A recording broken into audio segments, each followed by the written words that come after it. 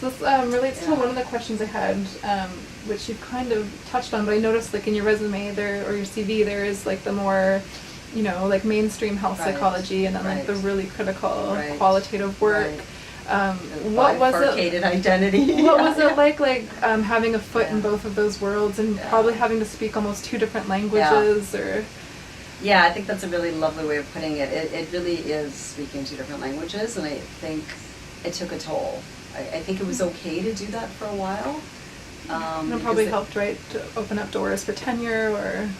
Exactly. I think it opened up a bunch of doors. It probably is what got me this job initially, although I don't know that I wouldn't have gotten the job if I wasn't doing something else. At the time, I don't know, but just given what they needed at the time, I was a fit for what they needed. So yeah, it did certainly open up a bunch of doors, and doors of legitimacy, right?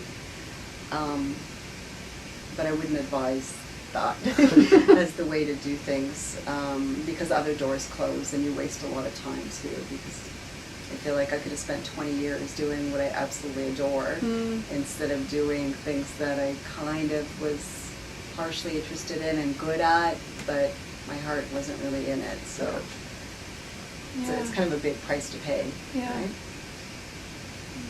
So definitely 2 different languages that were kind of even fun for a while. I mean, for a while it's sort of a challenge to say, oh, I'm multilingual, to continue with your metaphor, right? And given my background, right, in terms of moving and having this peripatetic existence as a kid, like in some ways I was very comfortable moving in different worlds. But after a while, it just started to be annoying and a burden, and felt like I wasn't understood in some of those other spaces, and I got tired of not being completely understood and having to explain myself. So, were you ever able to insert like your, I guess, critical perspective into that world, or was it just? I think I was always inserting it at every possible opportunity, because I'm not somebody who easily keeps my mouth shut. So the insertions happen, whether, you know, I try to keep them in or not, they just happen because I ask questions that people don't always ask, or that don't want to always hear.